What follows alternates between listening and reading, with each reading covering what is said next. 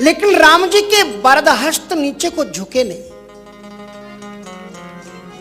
बोले प्रभु जी ये क्या बात है, क्या आपका स्वभाव बदल गया है? क्या पहले स्वभाव जैसा सरकार अब नहीं है?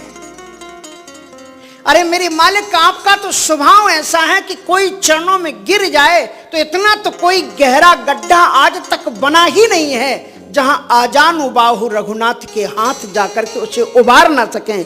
और मैं आपके चरणों में पड़ा हूं और आप नीचे को उठाने के लिए नहीं गिरे। प्रबल प्रेम के पाले पड़कर प्रभु को नियम बदलते देखा। राम जी ने कहा मेरा भी एक नियम है कि निर्मल मन जन सो मोहि पावा। निर्मल मन जन सो मोहि पावा। निर्मल मन जन सो मोहि पावा। निर्मल मन जन सो मोहि पावा। मोहि कपट छल क्षेत्र न भावा। मोहि कपट छल क्षेत्र न भावा। मुझे वो लोग अच्छे लगते हैं जो निर्मल प्रवृत्ति के होते हैं। ईश्वर की अगर कृपा नहीं हो रही है तो आप अपने अंदर झांको, भगवान में गलतियां मत निकालो। हनुमान जी ने अंतःकरण में चिंतन किया कि बात क्या है। तब उनको ध्यान आया कि हूं तो मैं कपि और ब्राह्मण देवता बन करके सामने आया हूं, भगवान जी से तो कुछ भी छुपा हुआ नहीं है। और जो ही हनुमंत लाल जी महाराज ने अपना जो वास्तविक स्वरूप था वो प्रकट किया। अनुराग जब तुम्हारे जीवन में पैदा होगा तो विकार अपने आप नष्ट हो जाएंगे। भक्ति जब उत्पन्न होगी तो विकार वो रहने ही नहीं देगी। इसलिए सताम प्रसंगाम मम वीर्य सम्मदो भवंती हृत कर्ण रसायना कथा तज्जोष्णा दासुप वर्ग वर्तमनी। फिर जितने भी विकार हैं वो अपने आप जल जाएंगे। जैसे लोहा जब खनिज से निकलता है तो उसमें तमाम कूड़ा करकट कितनी चीजें लगी रहती हैं और जो ही अग्नि में डाला जाता है सारे उससे हट जाते हैं। इसलिए शताम प्रसंगान मम वीर्य सम्मदो, संतों का सानिध्य प्राप्त करें। श्री हनुमंत लाल जी महाराज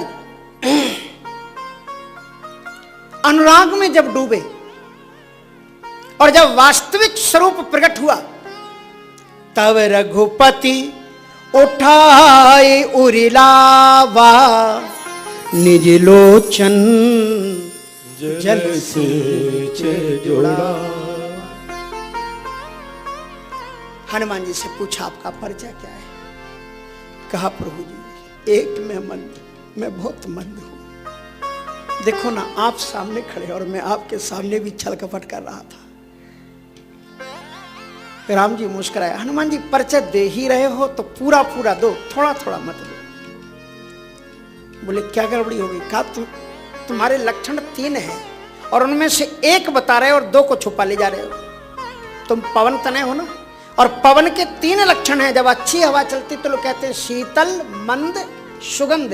तो तुम मंद तो बता रहे हो लेकिन शीतलता और सुगंधी ये 2 चीजों को आप छुड़ा ले रहे हो।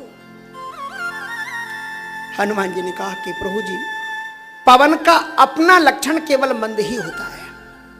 शीतलता जल का लक्षण है। शीत स्पर्श वत्य आपाता सा दुविधा नित्या नित्याचा नित्या परमाणु रूपता अनित्या कारूपा पुनस्तिग्धा शरीरेंद्रिय विषय भेदात आदि ये जल के जो दर्शन शास्त्र में बताए गए कि ये लक्षण जल का है। शीत स्पर्श वत्य आपाता